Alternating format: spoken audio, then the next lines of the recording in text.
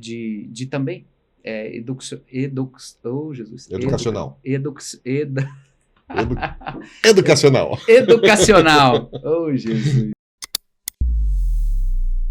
Olhando para trás, pastorzão, para o pastorzão começou lá 2008, né? Você falou? 2008. 2008. Então, se o senhor pudesse, se fosse possível, voltar no tempo e dar um conselho pro Dinho de 2008, talvez o Dinho ainda com muitas dúvidas, inexperiente, né? Qual o conselho hoje, com a bagagem que o senhor tem, com a experiência que o senhor tem, que o senhor daria para o Dinho lá atrás?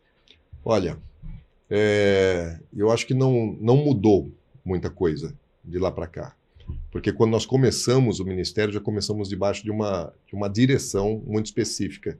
Como eu falei assim, a gente não precisa fazer planos. Porque eu sei, Deus já planejou todas as coisas. Então, já naquela época, eu tinha noção. Hoje eu sei, com mais maturidade, experiência, alguma coisa que para mim ainda era muito superficial. Então, hoje eu conheço de uma maneira mais profunda, mas não diferente do que era, de ouvir a Deus e obedecer. A coisa mais importante, né, para o ministro do Evangelho, e não só para o ministro do Evangelho, isso para qualquer cristão, é aprender a ouvir a Deus, saber o que Deus está fazendo e obedecer. Porque se eu ouvir e não obedecer, Deus deixa de falar. Porque isso aí eu acabo trazendo cinza para minha cabeça. Eu vou trazer condenação para mim em desobediência. E às vezes Deus não faz aquilo que ele gostaria de fazer, até para que não venha nos cobrar. A quem muito é dado, muito será cobrado. Então, às vezes Deus não dá tudo que ele pode dar para alguém, porque a pessoa não vai corresponder ao propósito, né, daquelas coisas que Deus faz pelas nossas vidas. Então, eu diria, né, para o Dinho, de 18 anos atrás, falar, passa mais tempo ouvindo a Deus. Passa mais tempo ouvindo a Deus. E nunca duvide, porque em poucos momentos assim, a minha fé, ela deu uma fraquejada. E às vezes assim, a gente hoje caminha completamente pela fé, eu ando sem chão. Eu sempre ponho o pé onde não tem chão. Então eu sempre estou fazendo coisas maiores do que aquilo que nós temos capacidade para fazer. Mas existiram alguns momentos no ministério que eu dei uma segurada, né? Que eu fiquei meio... A fé não foi tão grande, não foi suficiente. Então eu diria, primeiro, ouve, e o segundo, faça. Ouvindo a direção, faça. Faça. Não importa a diversidade, a dificuldade, o tamanho do problema que tem pela frente, o tamanho da despesa que vai ter, Deus paga a conta. Aquilo que é dele, ele tem responsabilidade. E normalmente as pessoas se limitam pela questão financeira. Sim. Porque finanças é limitador, fé é ilimitador. Uau, essa é forte. Quando eu ando baseado em finanças, eu ando com limite. Quando eu ando pela fé, não existe limite. Então eu não quero ter limite. Eu quero andar pela fé. Então eu diria para o Dinho lá no passado, sim, tenha mais fé. Ouça Deus e tenha mais fé. Não duvide, não recue, não pare, avance, sempre. Agora deixa eu te fazer uma outra pergunta, pastorzão. Sim. O senhor falou que entre tantas atividades que o senhor faz, o senhor fez teologia. Fiz teologia. A teologia, ela te aproximou de Deus? Te fez ouvir mais a Deus? Ou ela te distanciou de Deus? Eu não estou fazendo uma pergunta de maneira geral, estou fazendo pro Dinho. Sim. A teologia, ela te aproximou mais de Deus ou você sentiu que às vezes ela te deixou mais distante de Deus? Sim. A teologia, ela me aproximou da palavra de Deus. E quando ela me aproxima da palavra de Deus, ela me aproxima de Deus, né? Do Deus da palavra. A minha experiência de faculdade teológica ela foi muito positiva. Na época, a Faculdade Teológica Batista ela era administrada por americanos, né? Então, a maior parte dos professores eram de língua inglesa. Tínhamos professores ingleses, canadenses e americanos. E todos eles com mestrado, doutorado. Então, homens assim com uma base de conhecimento teológico muito grande. Só que eles não eram somente professores, eles eram missionários. Eles vieram para o Brasil por um chamado missionário. Então, assim, os caras eram crentes. Né? Eles não eram só teólogos. O famoso sapatinho de fogo. Eles eram pensadores, né? Eles eram pensadores, mas eles tinham um compromisso com Deus, porque receberam um chamado, uma vocação e obedeceram, saíram do país deles para virem servir Tem que ter aqui em muita Campo fé para Grande. fazer um negócio desse, né? E assim, então eu fui muito beneficiado pelo ensino teológico, pelo bom ensino teológico, né, que teve ali naquele momento. E eu me apaixonei pela palavra, né? Eu passei a amar, eu já amava a Bíblia, eu já era uma pessoa que tinha minha Bíblia toda anotada, toda rabiscada, mas na teologia eu fiquei ainda mais apaixonado pela palavra de Deus. Agora, existem momentos no estudo teológico em que você se questiona, né?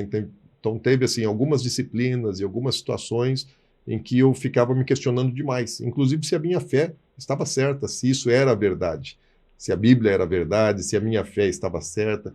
Então houve questionamento, e se eu não fosse uma pessoa firme, eu podia ter desviado, né? Eu podia ter me tornado uma pessoa somente da letra, né? A gente precisa da letra, mas sem o espírito ela não produz absolutamente nada. Eu preciso da letra, preciso da palavra, mas eu preciso do espírito. Então, às vezes, no ensino teológico, as pessoas elas acabam se voltando muito para o conhecimento, Sim. para o saber, e ficam presas no saber. Uma teologia sem experiência não frutifica.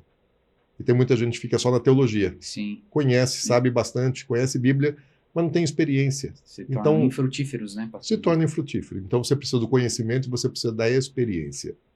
Eu te perguntei, pastorzão, porque esse negócio do saber é um negócio muito interessante. Desde lá do Éden, foi uma das coisas assim que a serpente usou para enganar a mulher, né? Você vai se tornar como Deus, vai ter conhecimento do bem e do mal. E isso apareceu agradável à mulher, né? Então esse negócio do saber, ele é uma linha perigosa, né? Porque às vezes a pessoa ela vai se enchendo de si, do conhecimento, e vai se tornando uma pessoa arrogante, né? Nariz empinado, e é isso que o senhor falou, acaba desembocando numa vida infrutífera. Sim. Todo conhecimento ele gera soberba. Toda pessoa que sabe demais, ela se vê melhor do que os outros. Sabe mais, conhece mais, então ela acha que ela é melhor do que os outros. Então o conhecimento ele é bom, mas se você não souber administrar o conhecimento, você se torna uma pessoa orgulhosa, soberba, né? E na teologia também. Então, um conhecimento teológico, né, um conhecimento bíblico, né, aprofundado, com bastante organização na sua mentalidade, na sua doutrina, pensando de maneira teológica, isso gera uma certa soberba. Existem, assim, áreas de conhecimento que geram mais ainda. Por exemplo, a escatologia, né? Escatologia é uma área que todo mundo que gosta de conversar sobre escatologia quer ter razão. Sim. Né? Quer vencer o outro no argumento. Sim. Eu acho isso uma bobagem. Né? Eu acho uma bobagem você querer vencer o outro no argumento, querer ter razão. Né? Eu preciso aprender com os demais. Então, quem às vezes vai ler um livro de escatologia, lê um bom livro de escatologia, mas que defende uma determinada corrente. Ele já toma aquilo como verdade absoluta sem conhecer os detalhes das outras correntes, das outras visões, e desrespeita, né, os demais. Acho que ele está certo. Né? Então, o conhecimento é bom, mas ele também é perigoso. Sim, é uma arma, né? Sim. Você pode tanto usá-la para o bem quanto o mal. Sim. Eu dei um sorriso aqui quando o senhor falou da escatologia, porque recentemente eu tive uma conversa com o pastor Abel sobre esse assunto, e assim, passou-se umas, sei lá, 1h30 pelo menos, a gente conversando, nem vi a hora passar, e o assunto foi longo, e a gente analisando e falando pontos, né? E geralmente para os apaixonados dá bastante problema mesmo. Pastorzão, deixa eu te fazer uma pergunta espinhosa agora. Qual foi o dia, sim, pastor, o pior dia ministerialmente falando para o senhor? Pior dia ministerialmente? Bom, tiveram dias assim que foram marcantes de maneiras distintas. Uma vez eu perdi, né, o meu vice-presidente, que veio a falecer por uma enfermidade, né, por um câncer. Então esse foi um dia assim difícil, um tempo, né, um momento bastante complicado do ministério perder. Depois no Covid, eu quase morri, voltei, mas eu perdi um casal de pastores, né, que eram os pastores assim mais idosos do ministério também. Ambos tiveram Covid, foram internados juntos e morreram com diferença de 4 dias de um para o outro. Então, assim, esses foram momentos assim muito difíceis, né? Mas do ponto de vista pessoal, no ministério, assim, voltado para ministério mesmo, Deus me testou no começo do ministério, assim, quando a gente era assim, muito pequeno mesmo ainda, com menos de 100 pessoas na época, e talvez umas 60, 80 pessoas no máximo. E aí alguns irmãos que eram no núcleo da nossa liderança me chamaram na casa deles e falaram assim: pastor, nós chamamos aqui, um deles só falou, né? Falou em nome do outro. Falou: nós chamamos aqui o senhor para falar que nós não concordamos com o seu estilo de liderança. E aquela palavra, ela setou meu coração naquele momento. E por causa daquela palavra, eu tomei algumas decisões de recuar naquele instante. Então isso aí acabou atrasando um pouco o processo. Depois isso aí se resolveu, né? Todas as 4 famílias são famílias preciosíssimas que eu amo muito, né? Já não estão mais morando em Campo Grande, mas naquele momento assim foi um baque, né? Ouvi um confronto em relação à sua posição de autoridade e liderança. Mas eu vejo que era Deus que estava me treinando. Deus estava me preparando para situações maiores, de maior adversidade. Então, eu não soube lidar com aquela situação, mas quando eu superei, né, depois de ter deixado aquilo abater um pouco o meu coração, eu superei aquilo e eu aprendi, porque depois eu tive situações muito mais difíceis para serem administradas do que aquela, e hoje eu já não tenho mais nenhuma dificuldade, já não tenho problema com isso. A única pessoa que ela consegue, assim, entrar profundo no meu coração é minha mulher. Isso aí é a esposa.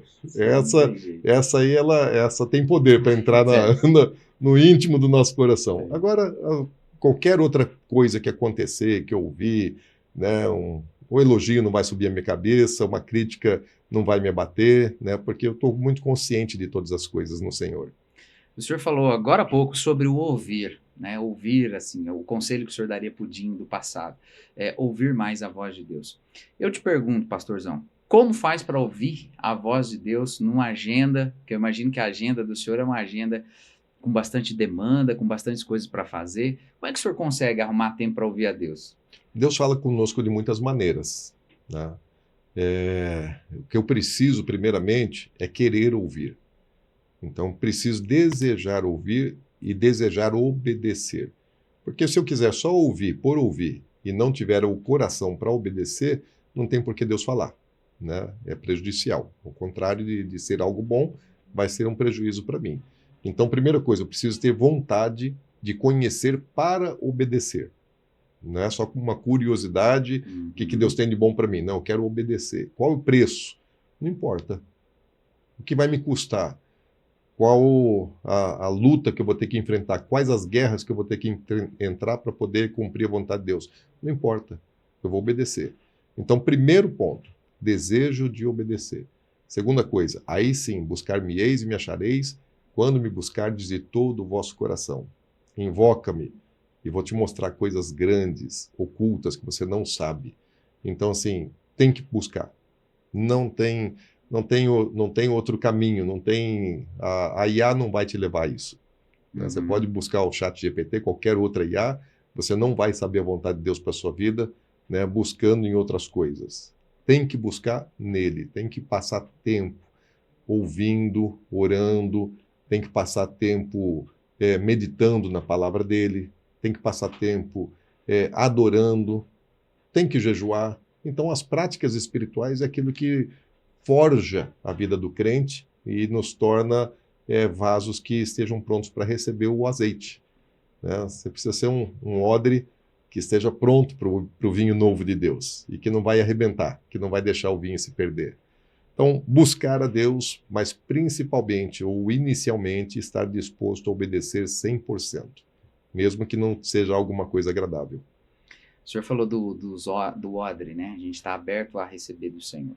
Mas deixa eu fazer uma pergunta para o senhor. Quando a gente já tem uma caminhada cristã de muito tempo, é um risco? O senhor, às vezes, é seduzido a entrar numa espécie de monotonia, de modo automático, vamos dizer assim?